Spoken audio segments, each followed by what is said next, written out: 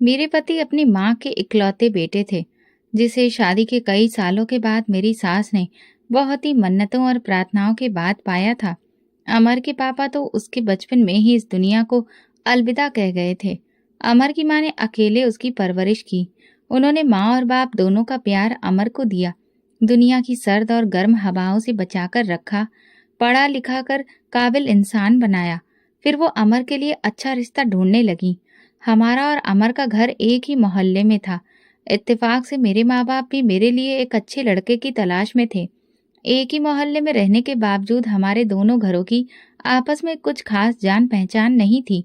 जैसे ही रिश्ते वाली ने अमर की माँ को बताया, संतोषी बहन, तुम क्यों इधर उधर मारी मारी फिर रही हो? रिश्ता तो अपने मोहल्ले में ही मौजूद है, वो भी खानदानी और इज्जतदार लोग हैं। माँ ने हैरानगी से कहा, अच्छा, क्या तुमने लड़की को देखा है? रिश्ते वाली संगीता आंटी बोली, हाँ, लड़की खूबसूरत होने के साथ साथ बहुत गुणवान और नेक बच्ची है। हमारी ही आंखों के सामने पली बड़ी है।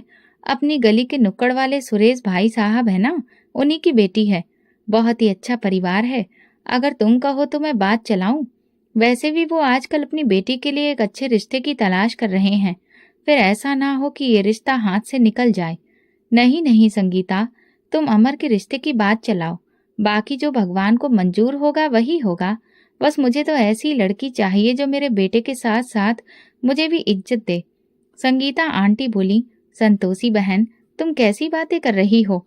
जैसा आजकल का दौर चल रहा है, वो लड़की बिल्कुल भी वैसी नहीं है। अच्छा, मैं चलती हूँ और आज ही सुरेश भाई साहब से इस रिश्ते के बारे में बात करूंगी। माँ जी ने कहा, हाँ जरूर, बस जल्दी से। मैं चाहती हूँ कि मेरे अमर की शादी हो जाए। मैं जल्द से जल्द अपना ये फर्ज निभा देना चाहती हूँ। शाम को जब अमर काम से वापस घर आया तो मेरी सास पहले से ही उसका इंतजार कर रही थी। वो बोली, अमर बेटा, संगीता ने तुम्हारे लिए एक लड़की बताई है। अमर तौलिया से हाथ साफ करते हुए बोला, देख लो माँ, मैं तो सब कुछ आप पर ही छोड़ चुका हूँ। आप जिसे कहेंगी मैं उसी से शादी करूंगा। अमर की माँ बोली, जीते रहो बेटा, मैंने संगीता से कह दिया है कि वो बात आगे बढ़ाए। वैसे भी लड़की हमारे मोहल्ले की ही है। अमर ने हैरानी से पूछा, मोहल्ले की? हाँ, अपनी गली में जो सुरेश भाई साहब है ना, वही, जो आजकल अपनी बेटी के लिए रिश्ते की तलाश में है। संगीता कह रही थी कि लड़की बहुत ही गुणवान और शरीफ है। मुझे तो बस ऐसी ही बहू चाहिए जिसे हर चीज का सलीका आता हो, चाहे वो मोहल्ले में ही क्यों ना हो। अमर उनके हाथ पर हाथ रखते हुए बोला, माँ, जैसा आप कहेंगी वैसा ही होगा। अगले दिन जब संगीता आंटी आई तो वो बहुत खुश थी, जिससे अमर की माँ को भी अंदाजा हो गया कि शायद बात बन गई है। फिर अगले दिन मेरी सास मुझे देखने के लिए आई। मैं नजरें झुकाए उन लोगों की सारी बातें सुनने लगी। मेरी सास ने मुझे पहली नजर में ही पसंद कर लिया और इस तरह से मैं गली के उस नुक्कड़ से ब्याह कर अमर के घर आ गई। शादी की पहली सुबह ही अमर मुझे कमरे में अकेला छोड़कर अपनी माँ के घुटनों से लगकर बैठ गया। कितनी ही देर तक मैं कमरे में अमर का इंतजार करती रही। मुझे उस पर बहुत गुस्सा आ रहा था कि भला कोई अपनी नई नवेली दुल्हन को इस तरह से छोड़कर जाता है। शादी के एक हफ्ते बाद हमने प्लान बनाया कि हम कहीं बाहर खाना खाने जाएंगे। अमर बोला, माधुरी, तुम यहीं रुको, मैं माँ से इजाजत लेकर आता हूँ। मैं मुंह ही मुंह में बड़बड़ाने लगी, इजाजत तो ऐसे ले रहे हो जैसे दूध पीते बच्चे हो। माँ जी बोली, तुम लोग तो बाहर जा रहे हो, बाहर से ही खाना खा लेना।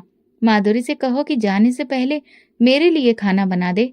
अमर मेरे बिगड़ते हुए मूड की परवाह किए बिना बोला, माधुरी, पहले माँ के लिए खाना बना दो, उसके बाद हम लोग चलेंगे। उसी दिन मुझे बहुत गुस्सा आया कि मेरे आते ही अमर की माँ ने खड़ूस सास वाला बर्ताव करना शुरू कर दिया। लेकिन क्योंकि मैं इस घर में नई नवेली दुल्हन बनकर आई थी, तो मैं नहीं चाहती थी अमर मुझे बुरी औरत समझे। इसीलिए मैं चुपचाप उस दिन खामोशी से किचन में चली गई। रात को हम लोग काफी देर बाद घूम फिरकर जब घर लौटे तो अमर सीधा अपनी माँ के कमरे में गया। सास के कमरे की तरफ जाते हुए देखकर मैं बोली, अमर, आप कहाँ जा रहे हैं? अमर बोला, मैं माँ को देख रहा हूँ। बिना बात वो परेशान हो रही होंगी। मुझे देखकर उन्हें तसल्ली हो जाएगी कि हम लोग घर वापस आ चुके हैं। ये कहकर अमर उनके कमरे में चला गया और मैं जल भुनकर अपने कमरे में चली आई। अमर को अपनी माँ के पास गए हुए काफी देर हो चुकी थी। एक तो ये उनकी चमचागिरी ही खत्म नहीं होती। अगर ऐसे माँ के घुटनों से लगकर ही बैठना था तो फिर मुझसे शादी क्यों की? मेरे अंदर जलन अब कूट कूट कर भरने लगी थी। जब अमर कमरे में आया तो मैं सोने के लिए लेट चुकी थी। अमर बोले, माधुरी सो गई हो क्या? अगर मैं अब भी सोई नहीं तो फिर और क्या करूं? आपके पास तो मेरे लिए टाइम ही नहीं है। माँ के पास बैठने के लिए तो आपके पास वक्त ही वक्त है। अब जब नींद आने लगी तो तब उठकर कमरे में आप आ गए। माधुरी, ये तुम कैसी बातें कर रही हो? आज तो हम बाहर इतना घूमे फिरे, खूब एंजॉय किया। सारा दिन मैं माँ के पास बैठा ही कहाँ पाया हूँ। मैं कड़वी होकर बोली, तो जाइए ना माँ के पास, वहीं जाकर सो जाइए। अमर बोले, माधुरी तुम खामखा बात का बतंगड़ बना रही हो। मैं तो बस ये देखने गया था कि माँ सो चुकी है या नहीं, क्योंकि मैं जानता हूँ कि अगर मुझे कभी कभार देर सवेर हो जाती है तो माँ बहुत परेशान हो जाती है। मुझे आदत है कि घर में दाखिल होने के बाद सबसे पहले माँ से मिलने के लिए मैं उनके कमरे में जाता हूँ, और इसमें कोई बुरी बात भी नहीं है। वो मेरी माँ है, उन्होंने बहुत ही मुश्किलों से मुझे पाला है और मेरी परवरिश की है। मैं करवट लेकर मुंह दूसरी तरफ करते हुए बोली, अमर बस करिए, मुझे नींद आ रही है। मैं और ज्यादा बहस में नहीं पड़ना चाहती। आपको जो अच्छा लगता है वो आप करें। अभी हमारी शादी को 1 महीना भी नहीं गुजरा था कि मेरी सास ने मुझसे नई नई फरमाइशें करनी शुरू कर दी। मेरी सास को मेरे काम करने की खुशी इतनी ज्यादा थी कि उन्होंने मुझसे खीर का बड़ा सा पतीला बनवाकर पूरे मोहल्ले में बांटा, ये कहकर कि ये तो उनके खानदान की बहुत पुरानी रस्म है। जिस लड़की ने शादी से पहले कोई भी काम ढंग से नहीं किया था, खीर का पतीला बनाना उसके लिए किसी जंग के मैदान पर खड़े होकर लड़ने जैसा था। खुद तो मेरी सास चारपाई पर बैठी थी, बस मुझ पर हुक्म चलाए जा रही थी। जैसे तैसे करके मैं खीर बना चुकी थी। तब वो बोली, माधुरी मुझे चखाओ तो सही कि खीर कैसी बनी है। मैं मन ही मन बड़बड़ाती हुई आई। एक तो इन्हें हर वक्त खाने की लगी रहती है। मैंने प्लेट में निकालकर खीर माँ जी को दी। खाने के बाद वो अपने माथे पर परेशानी के भाव लाते हुए बोली, फिर तो ये तो कुछ खास नहीं बनी है माधुरी। क्या तुमने इससे पहले कभी खीर नहीं बनाई थी? मैं अपने हाथों की उंगलियों को मरोड़ते हुए बोली, नहीं माँ जी, मेरी माँ ने मुझे कभी भी कुछ करने ही नहीं दिया था। अरे वाह, तुम्हारी माँ भी खूब है, जिसने तुम्हें शादी से पहले कुछ भी नहीं सिखाया। वरना तो हर माँ की कोशिश होती है कि वो अपनी बेटी को हर चीज सिखाकर ससुराल भेजे। मैं तो समझती थी कि तुम बहुत ही गुणवान हो। मैं अपनी सफाई देते हुए बोली, माँ जी बेशक मैं कभी घर में कुछ खास काम नहीं किया जाता था, लेकिन फिर भी मुझे सब कुछ आता है। माँ जी खीर की प्लेट एक साइड पर रखते हुए बोली, अरे भाई ऐसा काम आने का भी क्या फायदा।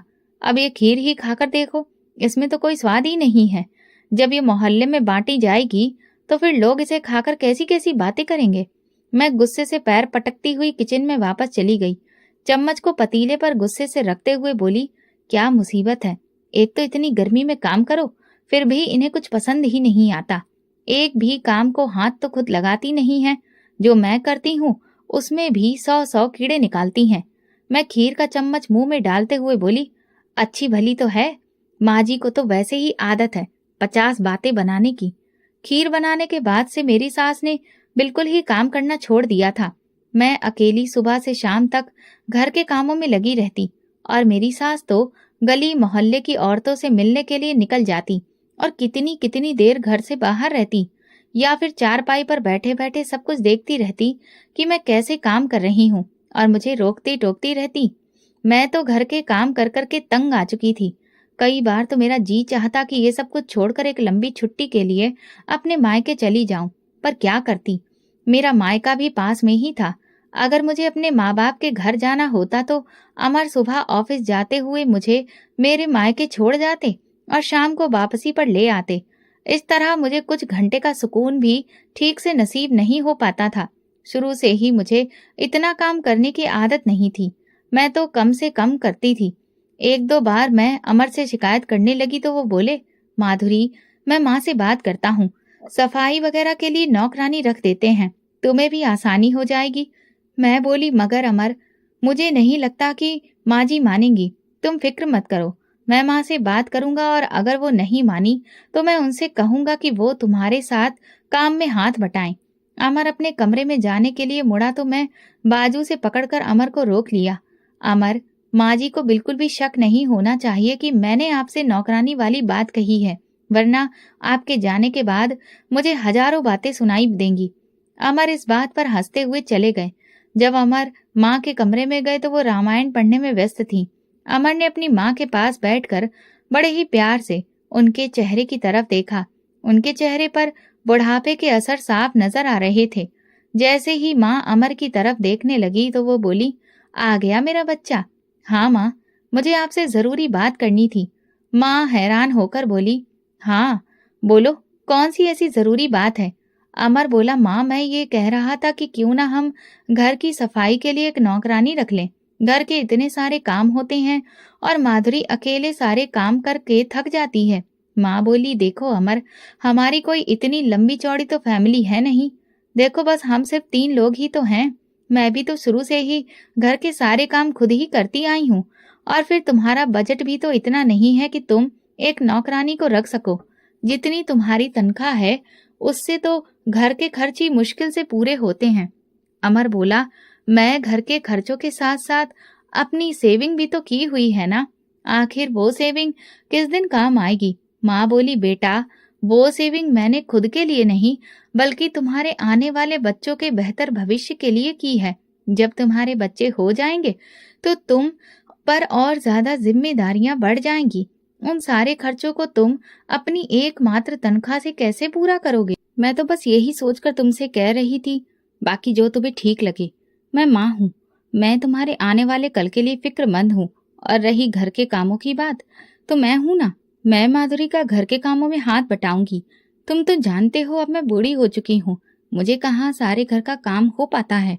जब जवान थी तो ये काम मेरे लिए जरा बराबर भी भारी नहीं था। अमर भी माँ की बात से बेफिक्र हो गया। जैसे ही अमर कमरे में वापस आया मैं चट्ट से बोली, क्या कहा माँ ने? आप कब मुझे नौकरानी ला कर दे रहे हैं? अमर बोला, देखो माधुरी, माँ बिल्कुल ठीक कह रही थी। मैं हैरानगी से अमर की तरफ देखते हुए बोली, क्या ठीक कह रही हैं? अमर बोला, यही कि हमारी छोटी सी तो फैमिली है और घर के काम होते ही कितने हैं, तुम और माँ मिलकर कर लिया करो। अगर हम ऐसे ही फिजूल खर्ची करते रहेंगे और नौकरानी रखेंगे तो जो थोड़ी बहुत सेविंग है वो भी पूरी खर्च हो जाएगी। मैं अपने दोनों हाथ बांधते हुए बोली, मुझे तो पहले ही पता था कि आप अपनी माँ की बातों में आकर यही फैसला करेंगे। मेरी तो आपको जरा भी फिक्र नहीं है। अमर बोले, माधुरी ऐसी बात नहीं है, लेकिन जो माँ कह रही है वो भी तो गलत नहीं है। तुम बिना वजह ही गुस्सा कर रही हो। मैं गुस्से में तमतमाई हुई किचन में चली गई।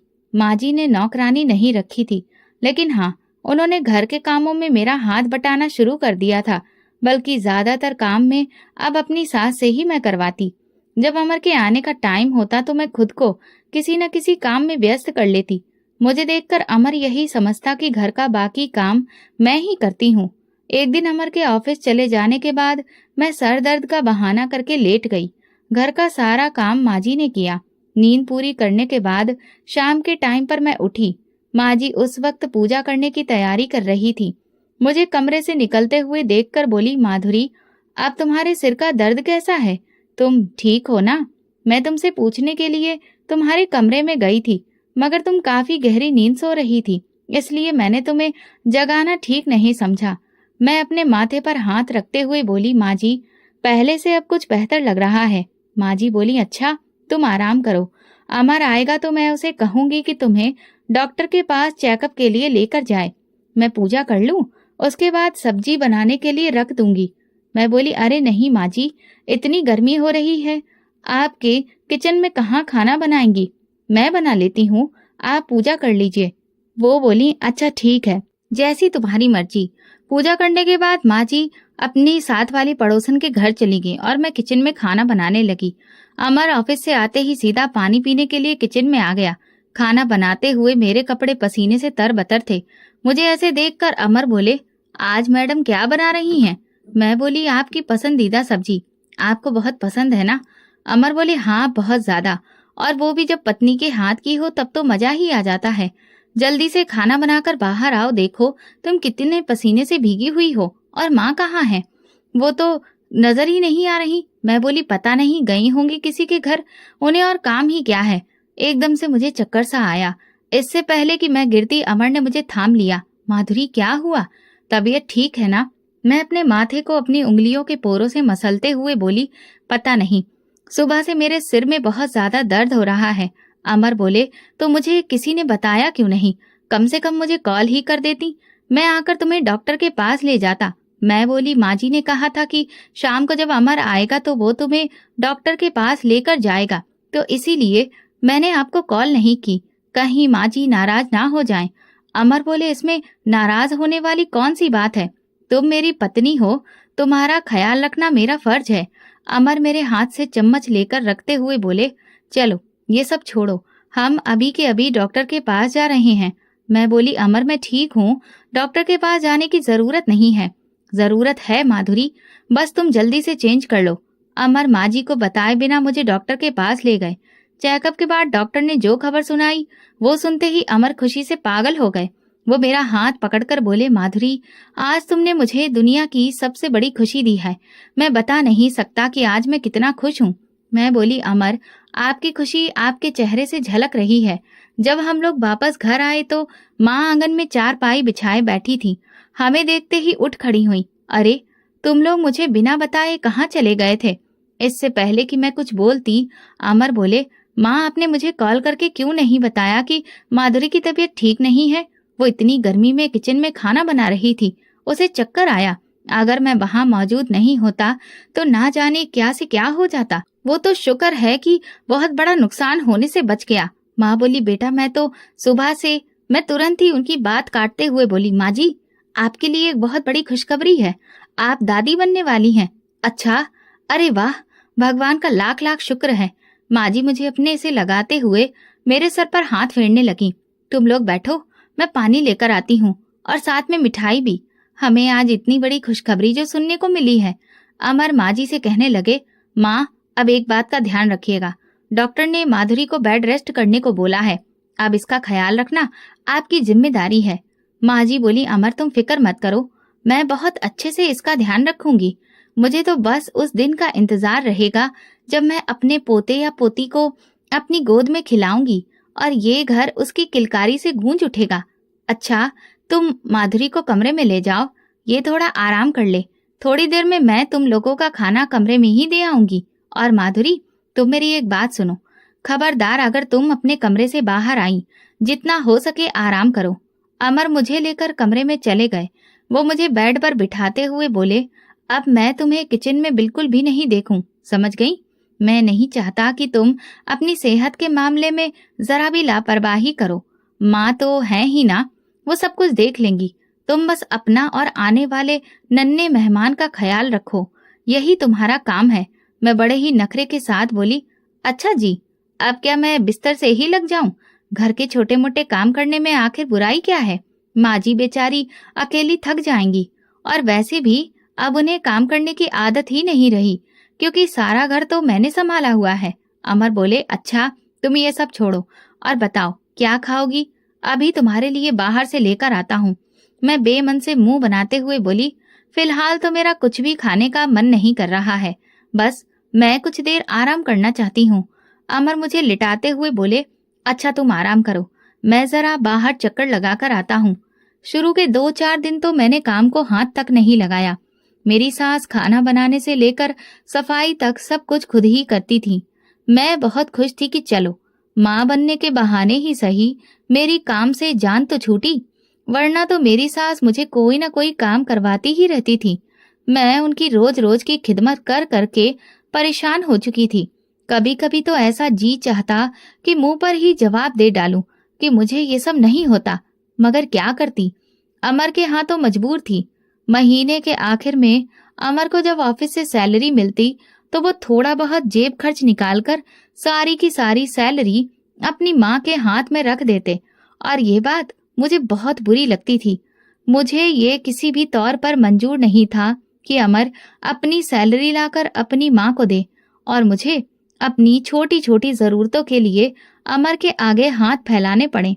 अब मैं इस घर में माँ जी का राज खत्म करना चाहती थी, क्योंकि शादी के बाद अमर की सैलरी पर सिर्फ मेरा अधिकार था।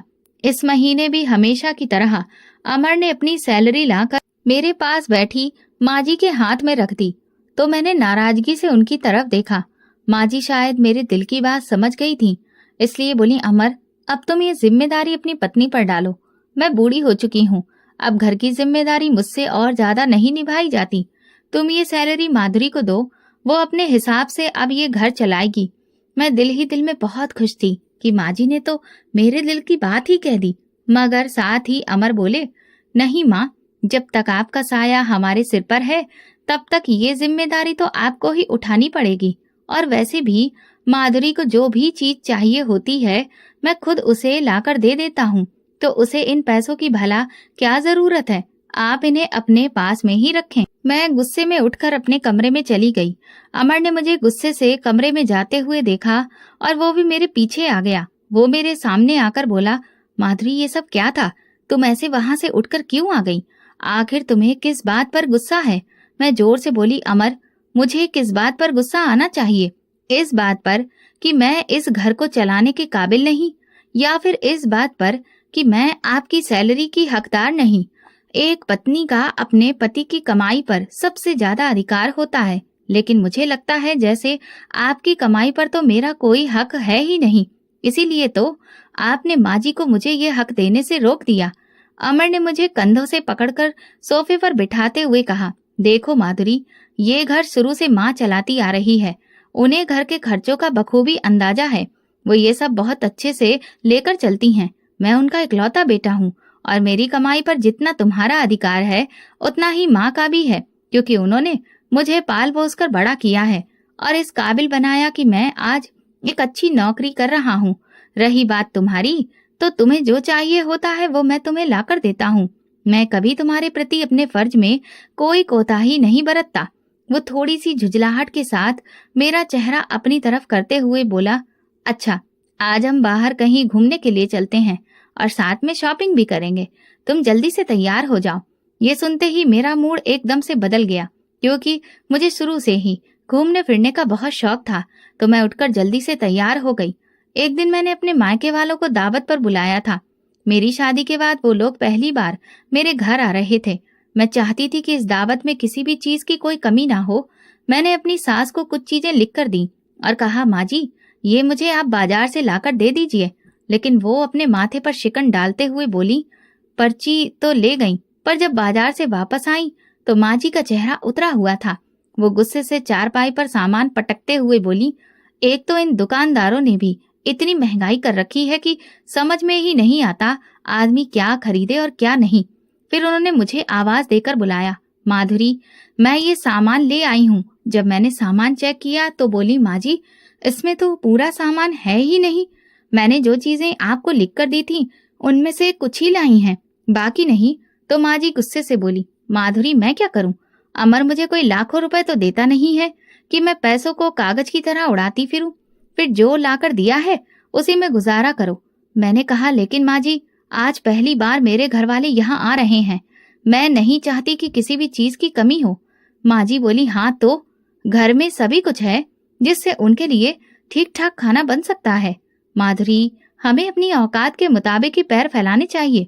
अगर हम अपनी औकात से बढ़कर खर्चा करेंगे तो बाद में हमारे लिए बहुत मुश्किलें पैदा होंगी।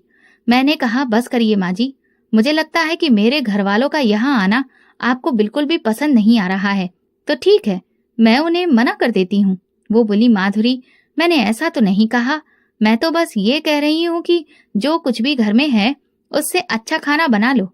मैंने वो सामान उठाया और किचन में चली गई। अमर के आते ही मैंने उनके सामने आंसू बहाने शुरू कर दिए।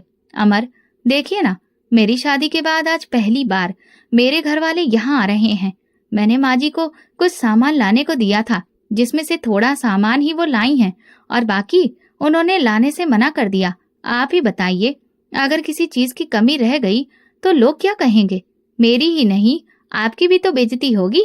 अमर गुस्से में भरकर माँ जी के कमरे में गया। मैं माँ बेटे के बीच फूट डाल चुकी थी। अब मैं कमरे के बाहर खड़ी होकर दरवाजे से कान लगाकर सुनने लगी। अमर माँ जी से कह रहा था, माँ, क्या मैं अपनी सैलरी लाकर इसीलिए आपके हाथों में रखता हूँ कि आप मेरी पत्नी की जरूरतें भी पूरी ना करें? जो सामान माधुरी ने आपको लिखकर दिया था वो आपको लाकर देना चाहिए था। अगर खाना अच्छा नहीं बना तो लोग हमारे बारे में क्या सोचेंगे? माँ जी बोली, जिससे जो सोचना है सोचता रहे, मुझे क्या। और रही तुम्हारी सैलरी की बात, तो अपनी पत्नी को ही दिया करो ताकि वो अपने मायके की दावतें उड़ाती फिरे। अमर बोला, माँ आपने ये उल्टी बातें कब से शुरू कर दी? माँ जी बेचारगी से अमर की तरफ देखते हुए बोली, जब से तुम्हारी पत्नी ने तुम्हारे कान भरने शुरू कर दिए हैं। मैं तुम्हारी माँ हूँ, तुम्हारी हालत देखकर ही चलती हूँ। अगर मैं यूं ही बिना वजह पैसे उड़ाने लगी तो जितनी तुम्हारी सैलरी है उसमें तो एक हफ्ता भी नहीं गुजरेगा। उस दिन माँ और अमर के बीच खूब बहस हुई। जब मेरे घर वाले आए तो माँ ने उनसे ढंग से बात भी नहीं की। इस बात की वजह से मुझे अपनी सास पर बहुत गुस्सा आया। एक दिन अचानक मेरी तबीयत बिगड़ गई। अमर मुझे डॉक्टर के पास लेकर गए। डॉक्टर ने सख्ती से मना किया कि मैं कोई काम ना करूं और पूरी तरह से आराम करूं। अमर मुझ पर बहुत गुस्सा था कि मैं लापरवाह हूँ। उन्होंने मुझसे सख्ती से कह दिया कि अगर कुछ भी गलत हुआ तो वो मुझे कभी भी माफ नहीं करेंगे। मेरी तबीयत बिगड़ने के कुछ दिन बाद मेरी सास हड्डियों के दर्द की बीमारी से परेशान हो गई। वो दिन रात घुटनों के बल बैठी रहती और कोई काम नहीं करती। मैं भी सारा दिन अपने कमरे में लेटी रहती, लेकिन जैसे ही अमर के आने का समय होता मैं तुरंत जाकर काम में लग जाती और रोज तरह तरह की बीमारियों के बहाने ढूंढती। अमर भी मेरी बातों को सच मानने लगा और रोजाना अपनी माँ से लड़ता कि माँ, आप अच्छे से जानती हैं कि माधुरी की तबीयत ठीक नहीं रहती, कुछ तो ख्याल किया करिए। वो हर वक्त कामों में लगी रहती है। सास अपने घुटनों को दबाते हुए बोली, अमर मेरे घुटनों में दर्द रहने लगा है। मैं सोच रही थी कि तुमसे कहूँ कि मुझे डॉक्टर के पास लेकर जाओ। ना जाने मेरे घुटनों में दर्द क्यों शुरू हो गया है। अपने आने वाले बच्चे की मोहब्बत के आगे अमर के लिए अब हर रिश्ता बेमानी हो गया था। अब तो वो छोटी छोटी बातों पर भड़कने लगा था और मैं भी माँ जी को बेइज्जत करवाने का कोई मौका हाथ से जाने नहीं देती थी। पहले जो अमर अपनी माँ से पूछे बिना एक भी काम नहीं करता था, अब वो हर काम मुझसे पूछ पूछ कर करता। महीने के आखिर में जब वापस से तनख्वाह मिलती तो वो लाकर मेरे हाथ में रखता। मैंने अमर को अपनी मुट्ठी में कर लिया था। एक दिन जब मैं और अमर सुबह के वक्त नाश्ता कर रहे थे तो माँ जी अपने कमरे से निकली। वो अपने दोनों घुटनों पर हाथ रखकर झुककर चल रही थी और चलते चलते एकदम से जमीन पर गिर पड़ी। अमर ने मुंह में निवाला डालते हुए वहीं पर छोड़ दिया और जल्दी से माँ जी को उठाकर कमरे में ले गया। मुझसे बोला, तुम माँ के पास रुको, मैं अभी डॉक्टर को लेकर आता हूँ। चेकअप के बाद डॉक्टर ने बताया कि माँ जी को यूरिक एसिड की दिक्कत हो गई है, जिसकी वजह से उनके घुटनों में दर्द रहता है। डॉक्टर ने कुछ दवाइयाँ लिख दी जो बहुत महंगी थीं। अमर मेरे पास आया और बोला, माँ की दवाइयों के लिए कुछ पैसे चाहिए। मैं बोली, अब क्योंकि महीने के बीच का समय होने वाला है इसलिए मेरे पास तो इतने पैसे नहीं हैं, मैं तो सारे पैसे खर्च कर चुकी हूँ। अमर बोला, क्या तुमने एक महीने की तनख्वाह 15 दिन में ही उड़ा दी? यार ऐसे कैसे चलेगा। चलो ठीक है, मैं बैंक से पैसे निकालकर माँ की दवाइयाँ ले आता हूँ और अब तो ये दवाइयाँ हर हफ्ते लानी पड़ेंगी। अगर दवाइयों पर ही इतने पैसे खर्च होते रहे तो फिर हम ये घर कैसे चलाएंगे। और अब तो कुछ ही महीनों में बच्चे के इस दुनिया में आने के बाद खर्च और भी ज्यादा बढ़ जाएंगे। अमर कहने लगा, मैं नहीं जानता, जो जैसा चल रहा है वैसा चलने दो, बाद की बाद में देखी जाएगी। माँ हर वक्त चारपाई पर पड़ी रहती थी। अब तो मैं अपनी सास को ताने देने लगी थी क्योंकि वो बोझ बन गई थी और ऊपर से फिर दवाइयों का इतना खर्चा। मैंने अपने पति को अपनी सास के खिलाफ कर दिया। अब तो अमर का ये हाल था कि वह आते जाते सास को नजर भरकर भी नहीं देखता था। एक दिन मेरी सास मुझसे बोली, माधुरी मेरे साथ ऐसा जुल्म मत करो, तुम मेरे बेटे को मुझसे दूर कर रही हो। देखो बेटी, भगवान की लाठी में आवाज नहीं होती, भगवान से डरो। सास की ये कड़वी और जहर भरी बात सुनकर मुझे बहुत गुस्सा आया और मैंने सास को बहुत गालियां दी और ये तय कर लिया कि अब तो इस औरत को मैं इस घर से बाहर निकाल कर ही रहूंगी, चाहे उसके लिए मुझे कुछ भी क्यों ना करना पड़े। एक दिन शाम के वक्त मैंने अपनी तबीयत के बिगड़ जाने का बहाना किया। मेरा पति बोला, ये सब कैसे हुआ? तो मैंने कहा, आज फिर माँ जमीन पर गिर गई थी। मैंने सहारा देकर उन्हें चारपाई पर लिटा तो दिया। न जाने अचानक मुझे क्या हुआ कि मेरी तबीयत इस कदर बिगड़ गई। मैं आंसुओं के साथ रोने लगी। अमर, आपको पता है माँ जी मुझसे कह रही थी कि मैं तो तबीयत खराब होने के बहाने करती रहती हूँ। मैंने माँ जी से कहा भी था कि डॉक्टर ने मुझे ज्यादा वजन उठाने से मना किया है। इसके बावजूद वो बोली कि मुझे उठाने से कोई तुम्हारा बच्चा मर थोड़ी ना जाएगा।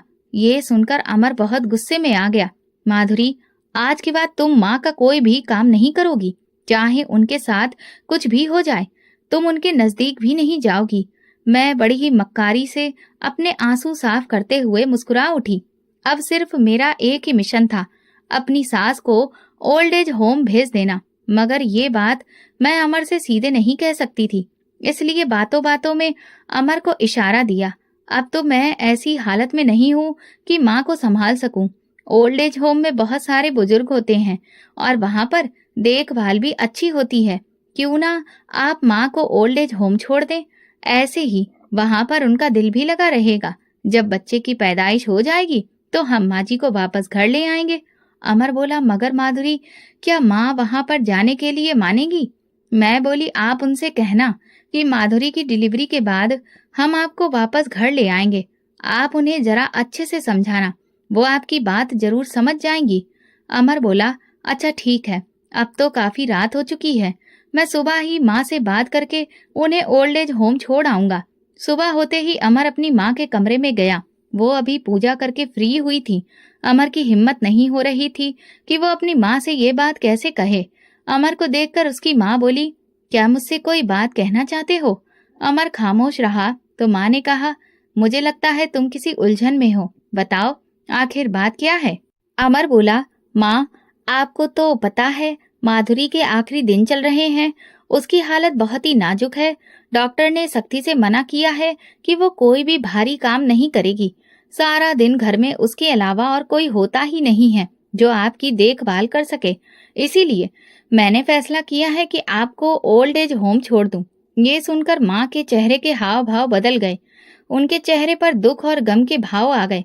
अमर बोला, माँ फिक्र मत करिए, जैसे ही बच्चे की पैदाइश हो जाएगी मैं आपको वापस ले आऊंगा। उसी वक्त अमर की माँ का दिल दुख से भर गया था।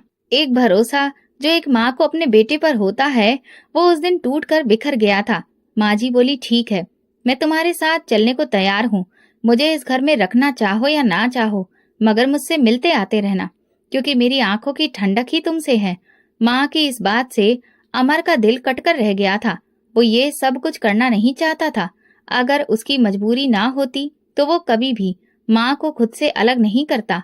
माँ ने अमर के सिर पर हाथ रखते हुए कहा, कब जाना है बेटा? अमर बोला, बस अभी। माधुरी से कहता हूँ कि वो आपकी पैकिंग कर दे। मैंने फटाफट से माँ जी के कपड़े और दवाइयाँ बैग में रख दी। घर से जाते हुए माँ बार बार पलट कर घर को देख रही थी और उनकी आंखों की नमी बता रही थी कि उनके दिल पर क्या गुजर रही है। लेकिन मुझे इससे कोई फर्क नहीं पड़ता था। मैं तो अपनी सास के घर से जाने पर बहुत खुश थी। मैं ये सोच सोच कर खुश हो रही थी कि अब अमर माँ जी को ओल्ड एज होम छोड़ आएगा और मैं मजे से रहूंगी। कुछ दिनों बाद आधी रात को अचानक मेरी तबीयत बिगड़ गई तो अमर मुझे अस्पताल ले गए। मुझे इमरजेंसी में ले जाया गया, जहां मैंने एक खूबसूरत बेटे को जन्म दिया। अमर बहुत खुश थे। उन्होंने पूरे अस्पताल में मिठाई बांटी।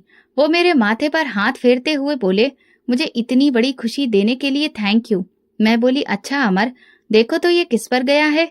अमर उसका माथा पकड़ते हुए बोले, ये तो बिल्कुल अपनी दादी जैसा लग रहा है। मैं जलकर बोली, ये मेरा बेटा है तो मेरे जैसा ही होगा, किसी दूसरे पर थोड़ी जाएगा। अमर बोले, वो कोई दूसरी नहीं बल्कि मेरी माँ है माधुरी।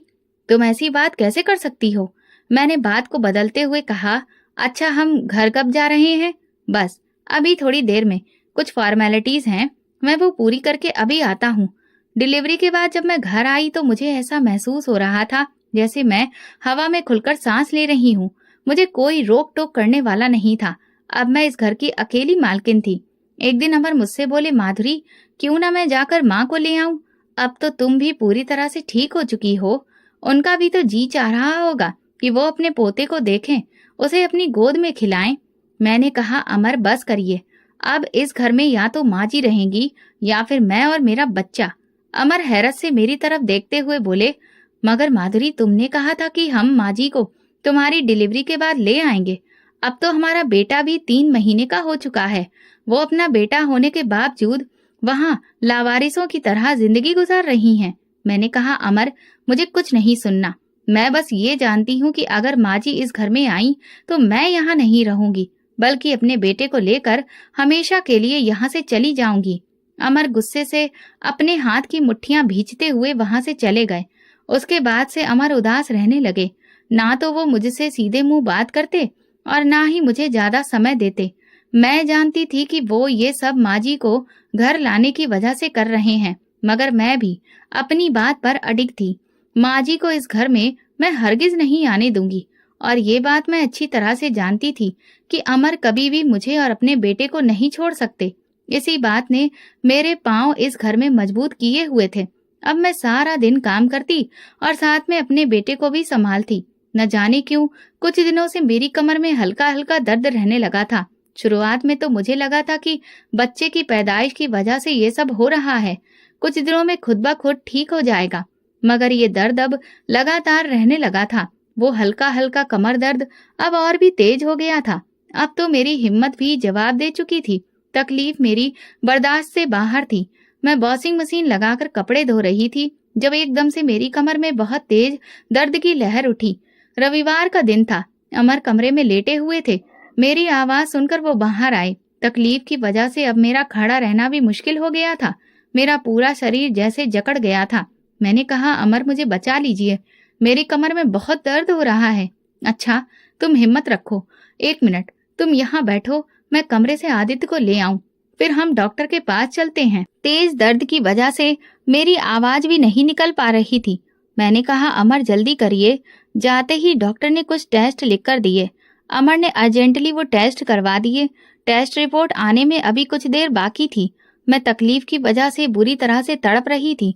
अमर मुझे तसल्ली देते हुए बोले, माधुरी, तसल्ली रखो, सब कुछ ठीक हो जाएगा, अभी टेस्ट की रिपोर्ट्स आने वाली हैं। कुछ देर के बाद अमर रिपोर्ट लेकर डॉक्टर के पास गए। डॉक्टर टेस्ट की रिपोर्ट्स को काफी ध्यान से देखते रहे। ना जाने क्यों मेरे दिल में ये बार बार ख्याल उठ रहा था कि जरूर कुछ बुरा होने वाला है। मैं बोली, अमर, बोल दो, सब ठीक तो है ना, कोई टेंशन वाली बात तो नहीं है। डॉक्टर रिपोर्ट देकर अफसोस से मुझे देखने लगे। मेरी तो दुनिया ही उजड़ गई जब डॉक्टर ने कहा, आपकी रीढ़ की हड्डी में दरार पड़ चुकी है। यानी कि आप ये समझ लीजिए जैसे पत्थर को तोड़ने के लिए हथौड़ा मारा जाए तो उसमें दरार पड़ जाती है। आपकी रीढ़ की हड्डी की भी यही कंडीशन है। क्या आपके साथ कोई ऐसा हादसा हुआ है जिसकी वजह से आप कमर के बल गिरी हो और आपकी ये हालत हो गई हो? मैं बोली, नहीं डॉक्टर साहब, ऐसा तो कभी कुछ भी नहीं हुआ। अमर बोले, डॉक्टर साहब, इसका इलाज क्या है? क्या ये मेडिसिन से ठीक हो जाएगा? डॉक्टर बोले, नहीं, ये मेडिसिन से कभी भी ठीक नहीं होगी। इसके लिए हमें आपकी पत्नी का ऑपरेशन करना पड़ेगा। घर वापसी पर मैं लगातार रोती जा रही थी। अमर मुझे तसल्ली दे रहे थे, मगर उस वक्त मुझे किसी भी तसल्ली की जरूरत नहीं थी। मैंने गाड़ी की सीट से टेक लगाकर आंखें बंद कर ली और बोली, अमर, आप जानते हैं ये सब मेरे साथ क्यों हो रहा है? अमर हैरत से मेरी तरफ देखते हुए बोले, क्यों? क्योंकि मैंने आपकी माँ जी के साथ बहुत बुरा किया है। बिना वजह आपको माँ जी के खिलाफ भड़का रही थी और उन्हें घर से निकलवाकर ओल्ड एज होम भेज दिया। ये सब मुझे अपने किए गए गुनाहों की सजा मिल रही है। अमर बोले, माधुरी, तुमने चाहे माँ के साथ जो भी किया, मगर वो कभी भी तुम्हें बद्दुआ नहीं दे सकती। ये मैं बहुत अच्छे से जानता हूँ, क्योंकि उन्हें पता है कि उनके बेटे की खुशी तुम में है। मैंने कहा, अमर, मेरी एक बात मानेंगे? वो बोले, कहो। आप गाड़ी ओल्ड एज होम ले चलिए, माँ जी को साथ लेते हुए घर चलेंगे। मैं उनसे मिलकर अपने गुनाहों की माफी मांगना चाहती हूँ। हो सकता है भगवान मेरी मुश्किलों को आसान कर दे, क्योंकि मैंने जाने अनजाने में उनके साथ बहुत ही बुरा किया है। मैं उनके सामने अपने गुनाहों की माफी मांगना चाहती हूँ। जब हम माँ जी से मिलने के लिए पहुंचे तो वो पहले से काफी बूढ़ी लग रही थी। शायद हमारी जुदाई ने उन्हें समय से पहले बूढ़ा कर दिया था। माँ जी को देखते ही मैं उनके गले लगकर खूब रोई और अपने किए गए गुनाहों की माफी मांगने लगी।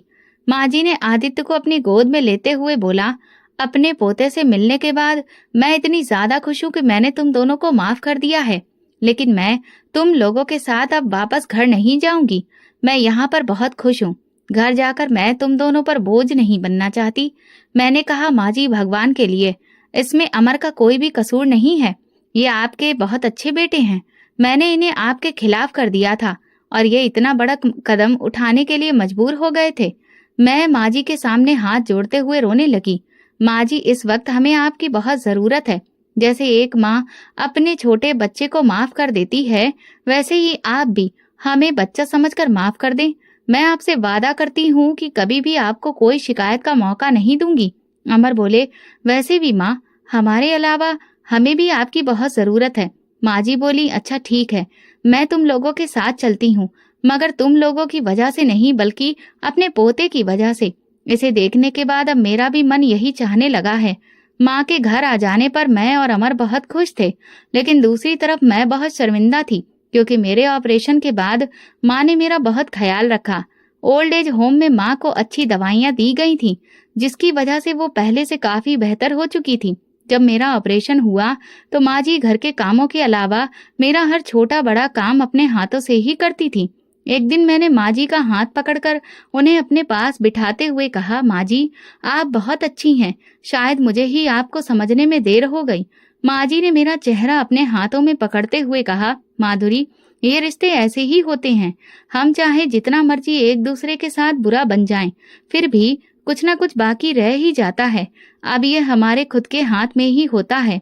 या तो हम अपने बीच की खटास को बढ़ाते जाएं या फिर उसे खत्म कर दें। मैं खुश हूँ कि तुमने इस खटास को खत्म कर दिया है। मैंने कहा, माँ जी, आपने मुझे माफ तो कर दिया ना। वो बोली, माफ करने के लिए नाराजगी जरूरी होती है और मैं तो कभी भी तुम लोगों से नाराज थी ही नहीं, क्योंकि एक माँ का अपने बच्चों से नाराज होकर रहना कभी भी मुमकिन नहीं होता। वो मेरे ऊपर कंबल उड़ाते हुए बोली, अब तुम आराम करो, मैं आदित्य को देख लूं। माँ के जाने के बाद मैंने गहरी सांस ली और सोचने लगी कि रिश्तों को समेटना और बिखेरना इंसान के खुद के हाथ में होता है। मैं अपने भगवान की शुक्रगुजार हूँ, जिसने सही वक्त पर मुझे सही समझ दे दी और मैं इन रिश्तों को बिखरने से बचा पाई। आज हम सब लोग खुशहाल जिंदगी जी रहे हैं और ये सब माँ जी की दुआओं का ही असर है। तो दोस्तों, अगर आपको हमारी कहानी पसंद आई हो तो कमेंट करके जरूर बताएं। वीडियो को लाइक करें और ज्यादा से ज्यादा शेयर करें। अगर आप चैनल पर नए हैं तो सब्सक्राइब जरूर करें और नोटिफिकेशन बेल दबाएं ताकि अगली अपडेट सबसे पहले आपको मिले। धन्यवाद।